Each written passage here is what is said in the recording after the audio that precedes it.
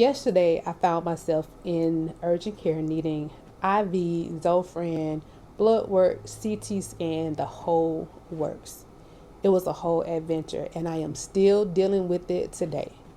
And if you want to hear about my story, my journey, then let's get started. Hey y'all, my name is Tasha. I am mom of three, wife to T. I am an educator, and I am on a health and wellness journey using the medication Zepbound. And yesterday was very eventful. And y'all know I'm going to tell y'all what had happened. I'm going to tell you what happened just so that you can know what can happen on your journey. I ain't saying Zepbound did it. I'm just saying I don't know. I've seen the stories, and this is just my experience. And when I'm telling you my experience, it might be TMI for some people, but listen, I'm here to tell y'all what's going on. So it started Tuesday night. I was going through my day as regular. We were all excited. We had an extra day off because of the snow that we got in the metro Atlanta area. And so we had an extra day off on Tuesday. And so Tuesday night, I was prepping, getting ready to go to work, wrapping my head around the fact that I was actually going back to work. We had just got the message that we were going to be on a 2-hour delay. And so I was like, all right, I guess I'm going back to work, preparing the kids, everything for that process to happen in the morning. And I just had this real sharp pain on the left lower side of my stomach area. And I was like, oh no, we're not about to do this again with this gas. Because if you've seen my other videos, you know that I've had issues with gas on this medication, like severe gas. And I was like, here we go again. That pain, it was a lot. And so I just laid around trying to get rid of the gas. And then finally I had this sensation that it made it feel as if I was about to have some diarrhea. And so I was like, you know what? About to get this over with. I got a little excited. Like, this pain is about to go away. I'm about to go into this bathroom, handle my business, and I was going to be okay. But then when I got to the bathroom, I was trying to go relieve myself. And anytime that I would like kind of push, I would get this stabbing pain in my side. It was like somebody had a knife and was like, ugh. And I was like, what is this? Let's stop pushing. We're not gonna push no more because we don't like the way this feels. And so when I stopped, I got this whole wave of like nausea. I was like, oh God, I'm about to throw up. I'm about to have it coming out of both ends. This is about to be horrible. And so I was like, don't panic. Relax yourself, relax your face, because you know if you relax your face, that lets the pain go through your body. You get to relax. And I did that, and I was able to go. It wasn't diarrhea at all. It was more on the constipation side, but I was excited I was able to relieve myself just a little bit. And so I get up off the toilet and I feel okay. Go back, lay down, and that pain, that stabbing pain, that achiness, those cramps, it just came right back. And I was like, oh my God, like, what is this? This is not gas. Like, I don't know what's happening, but I feel like I got to go again. Maybe I didn't finish. I know I didn't get a lot out. Let me go try again. Same process all over again. Try to push down, stab in pain, relax. And I was able to go just a little bit again. And I still had that achiness, but I was like, you know what? It's something that's just going to have to run its course. If I'll be okay in the morning. So, like I said, I woke up in the morning and I was excited because I didn't have to go and start my day as usual. Usually we get up at 5:30. We're out the house about 6:30, and I'm at work at 6:45. But we was on a 2-hour delay, and my husband, he was like, I don't know what the roads look like. I'll take the oldest child, and you get to rest a little bit longer, which means that I didn't have to be to work until 10:30, 11 o'clock, which was perfect. And so when I did decide to get up and move around to get ready, it was like, oh my God, it was almost like contractions. It was that diarrhea feeling. It was horrible. So I was like, let me just lay down. I lay down in the fetal position. I was like, nah, I gotta go. I'm gonna go to the doctor because whatever it is, I got, some time. I can go ahead and get it knocked out and then go to work. And as soon as I stood up to try to get ready to go to the doctor, y'all, that pain, it came back with nausea. I was so freaking nauseous. I was like, oh God, I'm about to throw up. I can't drive. And I was like, let me just wait. My husband is on his way back home. He gonna be able to come and get me and take me where I needed to be. And so he got here. He got dressed for my son. He got finished getting dressed, and so we headed out to the urgent care. He dropped me off and then took my son to school. And the reason why I went to this urgent care is because one, is cheaper than going to the emergency room, and it's attached to this facility that has every single thing in it. So I knew that I would be able to get a thorough exam at urgent care without having to go a long way to the hospital, to the emergency room. I would get the same type of care, same access to all the things that they were going to do in the emergency room. And so I get there, no wait. The Lord had it open for me, y'all. I was able to register. I was able to sign in, register, and get called back within 10 minutes. I was like, look at God. Look at him.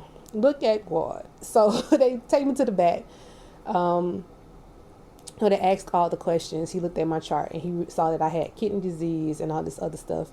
And so he was like, well, let me just, first of all, give you Zofran for nausea.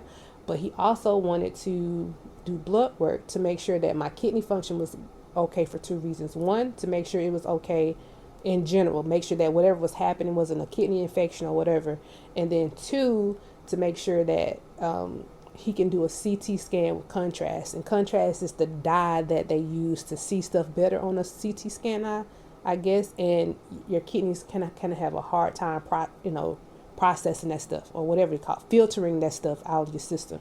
And so and while he was doing that, he put me on an IV drip. I guess that's protocol for doing CT scans. Or and she said I seemed like I was a little bit dehydrated too. I don't know. At that point, I was just like, do what y'all gotta do, because I'm in pain. Do what you gotta do. And so he gets the blood work back. Kidneys function is fine. Everything looks fine as far as like my blood work goes. It was another test I did. Those numbers were abnormal. I guess it indicate infection or something. I don't know. Again, I got all the stuff in my chart that I can look at now and see and look up and whatever. And so we go take the CT scan, and about an hour later, he came back and said that it looked as if a section on the left side of my colon was a little bit inflamed. And so it was unspecified. How do you say the word? Oh my gosh. Colitis. Unspecified colitis. And I guess it's unspecified because I didn't have a biopsy or a colonoscopy to determine the type.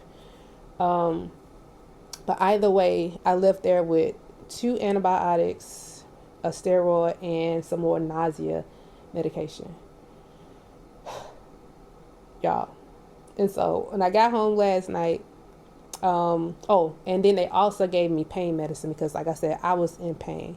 And so when I got home last night, it was okay. The pain was manageable. Like right now, I'm still in pain. Like I can feel the pain, but it's not like it was in the beginning. But I'm hard-headed, y'all. These people gave me 3 days off of work. Tell me why I was trying to go to work this morning. Tell me why I tried to go to work this morning. I thought it was going to be routine as usual. I told my husband, I was like, babe, I will take my oldest. We keep our same routine. I'll take the oldest. I'll come back home, rest a little bit, and I'll get ready to go to work at the normal time versus me going super early.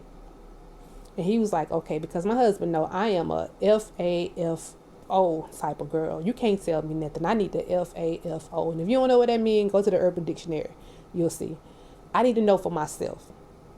So I took him to the bus stop, y'all. From the time I got out of my car, walked to the kitchen, that pain hit me. I promise you, it felt like I was getting ready to deliver either my colon, a baby, or something. That pain hit me so hard this morning, I had to do that pregnancy waddle. Because whatever was right there, it felt like it was getting ready to come out. And so I waddled all the way to the bed, and I just laid here for about 20 minutes. Couldn't move, couldn't do anything. And I was like, yeah. Sit down, girl. That's why they told you to rest for 3 days. Sit down somewhere. And that's all I've been doing today. I've been drinking water, eating like bland foods, just trying to heal. trying to get better. I did get up and take a shower, and it didn't give me that same heaviness that I felt earlier, because it was just like a get in, get out, come back, get into bed type of situation. And then I decided to come in and talk to you all because I haven't been on the updated you all in a while. January, hands down, has been the worst month of the year.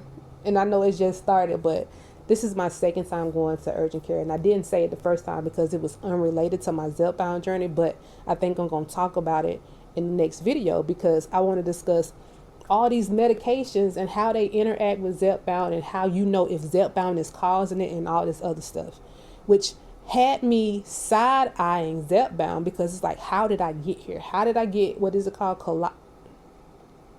You know the word colitis. How did I get colitis? Is it Zepbound? I'm looking at Zepbound with a side eye because in my research when I started, I did see people say that they started getting colitis and all this other stuff. And so the first thing I did when I got home, text my doctor. I was like, look, they said I have colitis. What's up with this Zepbound? I'm supposed to take it again Friday. Like, what you want me to do? Even though in my head, like, I don't care what he say. I ain't taking this medication. I don't know. It's a big question mark. And so I wasn't expecting him to call me back. I was expecting a message. But at 6 o'clock that afternoon, he called me back and was like, hey, what's going on? I saw your chart, which is why I chose the doctor that I chose for this medication. He is a part of that system that we use in my area, my hospital system. So he was able to see my CT scan, my blood work, all of that. And I guess he looked at that before he actually called me. And I was like, well, this is what they said. This is how I feel. And he was like, well, I'm not sure at the moment. I'm looking at your CT scan. I kind of looked at it briefly. I kind of looked at some stuff. I'm not sure if Zepbound is causing it. Can you think of anything? And I was like, I don't know what could have caused it. I don't know. I can tell y'all what I suspect. But I just thought about this today. And so he was like, well, I'll tell you what, we're not going to make any decisions till Friday. I'm supposed to follow up with my primary care doctor next week. But guess what? I have an appointment with him next week anyway. And even though he does my Zepbound, he's in that obesity specialty. His general practice, what he does 80% of the time, is a primary care physician. So just going to him next week, or even being in conversation with him, it basically can give me a path forward to what I'm supposed to do with the medication. And so I'm just going to wait and see tomorrow what he says as far as what I need to do. But as of right now, pain is still here. I'm trying to be upbeat because I don't like my kids looking at me like I'm sad or whatever. But my son, he came yesterday, played cards with me. Husband been doing really good by taking care of me, and I just need to not be hard-headed and rest. Now, what do I think could have caused it? Number one, Zepbound. I just hate to say it. I think Zepbound may be a character, but I don't know.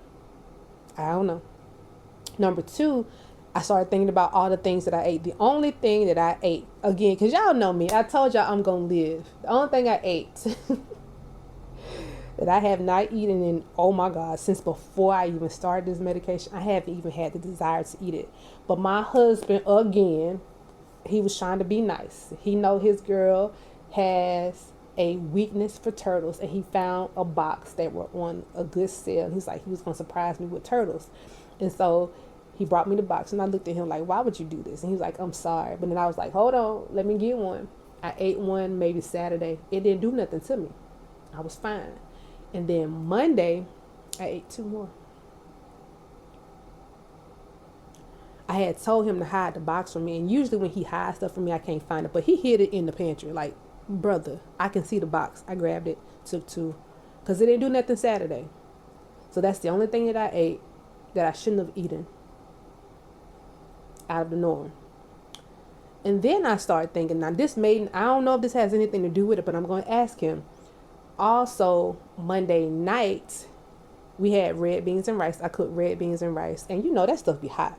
And so I put it in my bowl. I went to eat. And I thought I blowed it enough, but I burnt the roof of my mouth. Oh my God. I had a blister in the top of my mouth on Monday night. And then I could, I'm like, oh God, this thing is going to like burst. And it so happened that when I woke up Tuesday morning, I had this taste in my mouth, and it was like, ew, and I swallowed it. And I immediately was like, oh my God, why did I do that? And I thought about it, that the blister had actually burst in my mouth. So it could be bacteria from that. I don't know. Only thing I know is that I had this issue. I've been diagnosed with it. Those are the three things that it could be, and I will not know. Probably will never know, but we will see as of tomorrow what my doctor tells me to do, and then after we follow up next week. So yeah. Now, let me just say this. People going to want to know, well, how long have you been on Zepbound? I've been on Zepbound since July 1st of 2024. My experience has been great. I would say about 90% of my experience on Zepbound has been wonderful. Would I make the same choice? Absolutely. Do I anticipate doing this medicine in the future? Absolutely. Absolutely. Until my doctor tells me otherwise, absolutely, because I am benefiting more than the risk. Well, before yesterday, I've inflammation in my body outside this colon has been gone. I've lost 30 plus pounds on this medication. I feel great, and the only thing that I can say that has been real major is me having gas and this colon thing. But other than that, and a little bit of constipation every now and then. But other than that, I've been okay. So we shall see. We shall see. But I just wanted to come on and tell y'all my story. Y'all know I try to give y'all the real, the raw, and to update y'all. And I'm sorry that the last couple of videos have been kind of like on the bad side. But like I said, January has been a sucky month for me when it comes to my health.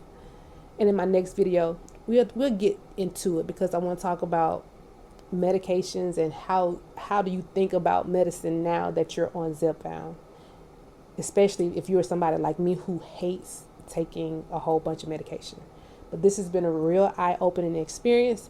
I think that the Lord has you to go through things so that you can know, and it's just my time to experience whatever it is I need to experience so that I can do better and be better.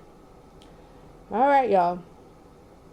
I will see you all in my next video. And as always, I want y'all to enjoy the journey. Even the negative, y'all, turn that into some type of joy. I am learning from this experience. I am adding to my what not to do's and how to handle issues. So it's still joyful. Keep the joy on your journey. And I will see you all in my next video. Bye-bye.